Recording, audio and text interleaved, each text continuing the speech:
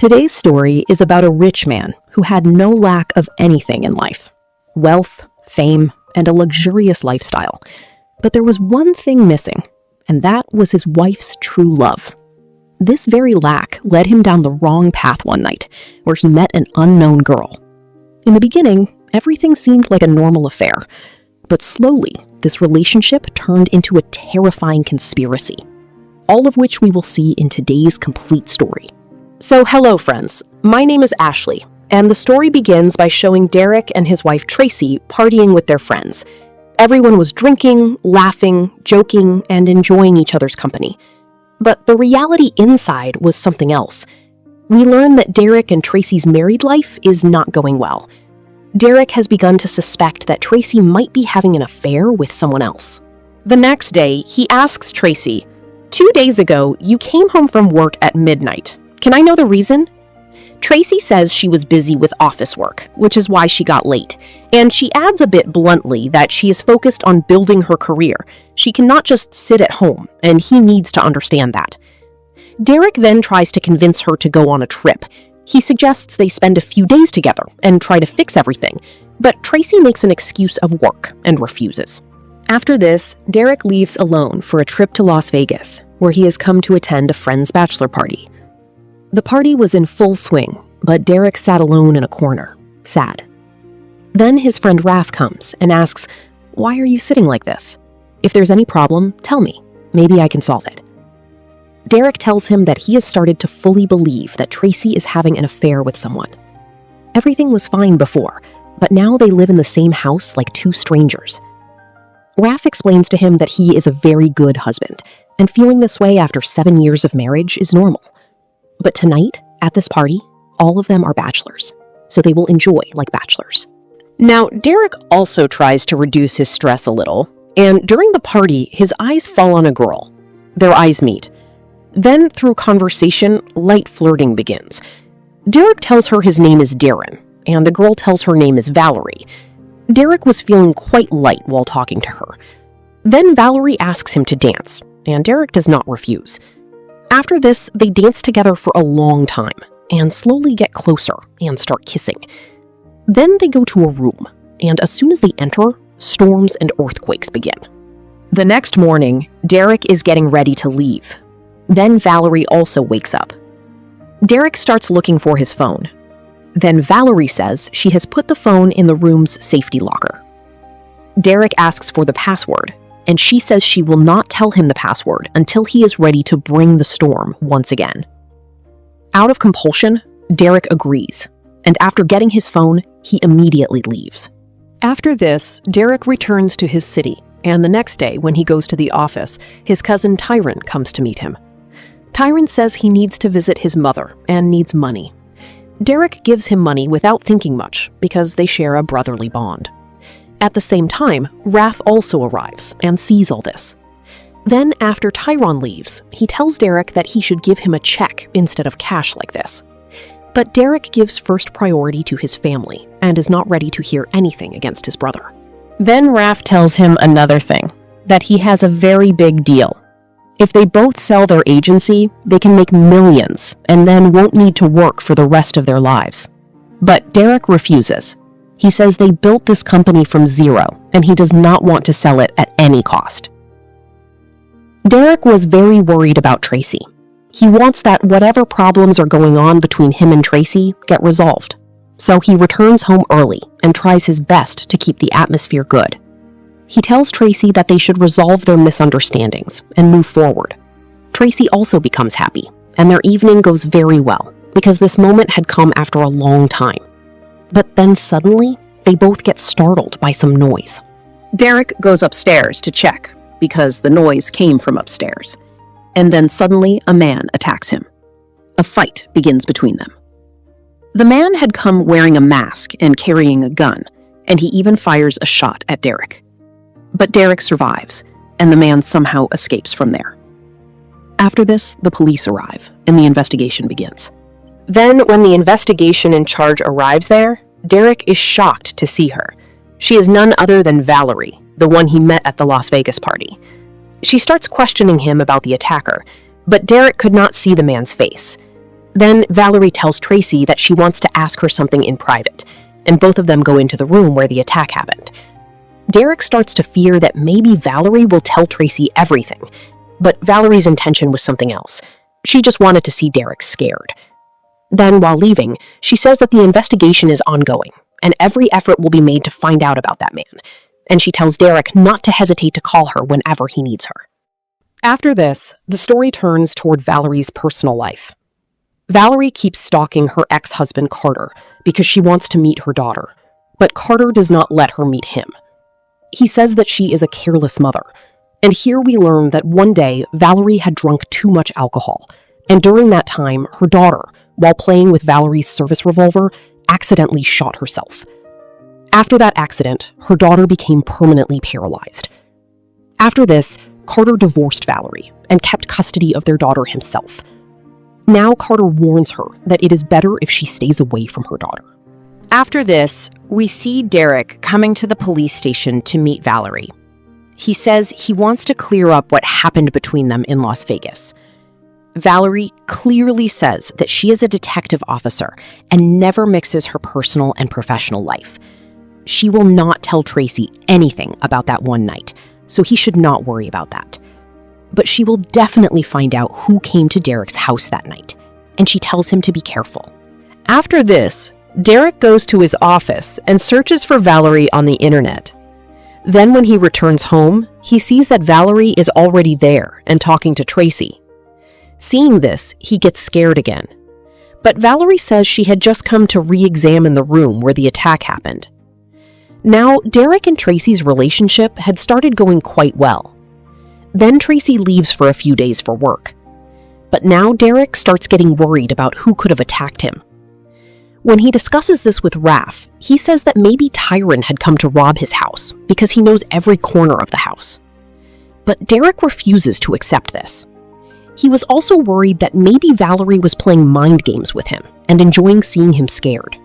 Then, when Deric is about to go back home, on the way, Valerie stops him and says she wants to talk about some evidence and asks him to sit in the car. After this, she takes him near a beach house. Handing him binoculars, Valerie points toward a house. When Deric looks, he sees his wife Tracy and his friend Raph together. Both of them were in a completely romantic mood, and seeing this, Deric goes mad with anger. He cannot figure out what to do. He tells Valerie that she has shown him what she wanted to. Now she should leave. Valerie says she wants to tell him one more thing, so when his anger cools down, he should call her. Deric is completely broken because he has received a huge shock. Leaving Deric aside, Valerie again meets her ex-husband Carter and tells him that she has filed a petition in court for the custody of her daughter. But Carter is a politician, and besides being rich, he is also very powerful. He tells Valerie that he has bought the judge and will never give her custody of her daughter. Then he threatens Valerie and tells her to get lost from here. Valerie gets very angry because all her efforts to get her daughter back were failing. Now, that same night, we see Deric arriving at Valerie's house to meet her. Valerie had called him, saying that there are some more important things related to this case. She tells him that Raph and Tracy together tried to kill him, and the man who attacked that night was sent by both of them to eliminate him. Deric says, "How can you say that with such certainty?" Valerie says she is an expert at solving cases, and it is clearly visible that if you die, 50% of the company will go to Tracy, and Raph is already a 50% holder. They can attack again, so you need to be smart. After this, she directly says that the smartest thing would be for you to eliminate both of them before they attack you again. Meanwhile, Valerie tries to get close again. Deric also forgets everything for a while. And once again, a storm comes, in which some things also break. After this, Deric leaves without saying anything. But Valerie was worried about her daughter. She wanted to get her daughter back at any cost. But she could not do anything against her husband. Now, just a little before dawn, some police officers arrive at Deric's house and ask him to come with them. Deric asks the reason, but they don't tell him anything. After this, Valerie also arrives at the police station, and Deric asks what is going on. Valerie says, "If you tell me the truth, maybe I can help you." Then she shows some photographs of Tracy and Raph in which they are dead. Deric is shocked and says, "I didn't do this." But Valerie accuses him, saying that you wanted this, and after leaving my house, you went straight to kill both of them. The proof is that your wedding ring was found at the crime scene. Deric honestly says that he did go to the beach house, but not to kill them. He just wanted to see face to face how the people he trusted could betray him like this. He confronted them, and they even came in front of him. Then he threw his wedding ring at Tracy and left. But now he was badly trapped, because no one would believe this story. Now slowly, his case spreads in the media because he is a famous businessman.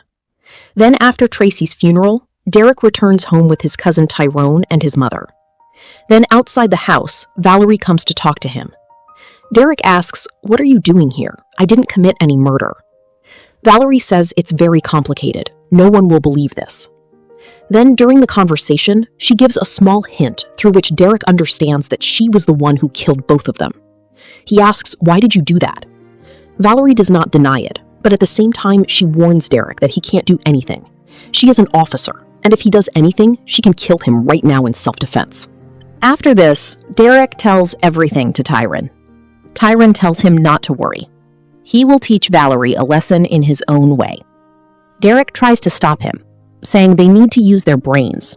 She might be playing some big game, so it's better to stay away from her for now. But Tyron does not listen. That very night, he breaks into Valerie's house with his friend Vampy to threaten her. There, Tyron holds her at gunpoint and asks why she did that. Valerie doesn't say anything and asks to go to the washroom, pretending to be sick. Tyron falls for her words and lets her go to the bathroom with Vampy. But there, as soon as she gets a chance, Valerie takes out a gun and first shoots Vampy. Before Tyron can do anything, she comes out and kills Tyron as well. After this, Valerie herself calls Deric from Tyron's phone and calls him to the beach house at exactly 9 p.m. As soon as morning comes, Deric arrives there and asks about Tyron. Valerie says he came with his friend to kill her at night, so she had to eliminate him in self-defense. Hearing this, Deric angrily attacks Valerie and snatches her gun. Valerie explains to him not to be foolish. In Tracy and Raph's case, Deric is already the prime suspect, and if she wants, she can save him. She says that she will tell the police that after finding out about Tracy's affair, Tyron started stalking her and got a chance to kill Tracy and Raph. When Valerie suspected him during the investigation, Tyron came to kill her and was himself killed in self-defense.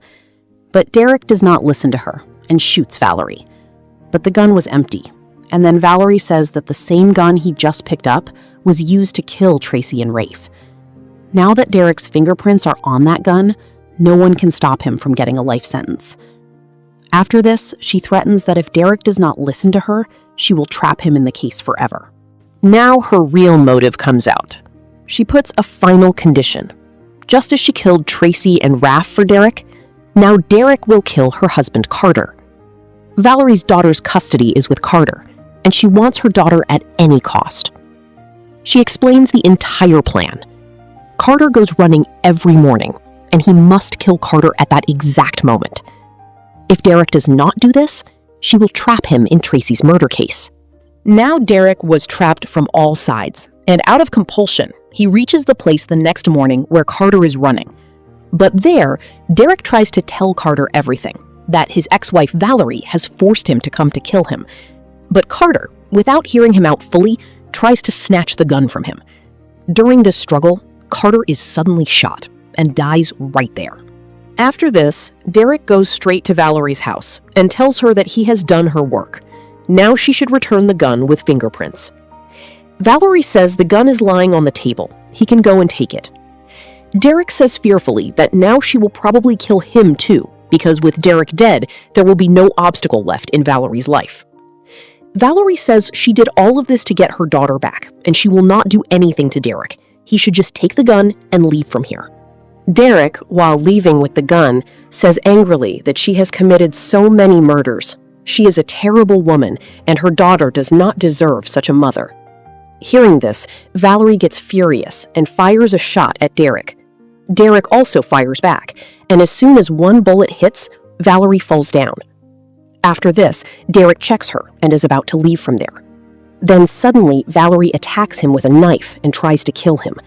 Then Deric fires again, and Valerie is badly injured. Now she is counting her last breaths, and Deric takes out his mobile, and it is revealed that whatever confession Valerie had just made about the murders, Deric had recorded all of it. Listening to the recording, Valerie dies right there. After this, the police arrive there. But Deric plays the entire recording for the police. As soon as the truth comes out, all charges against Deric are dropped. And with this, the story ends here. So friends, I hope you really liked this story. See you again with another interesting story.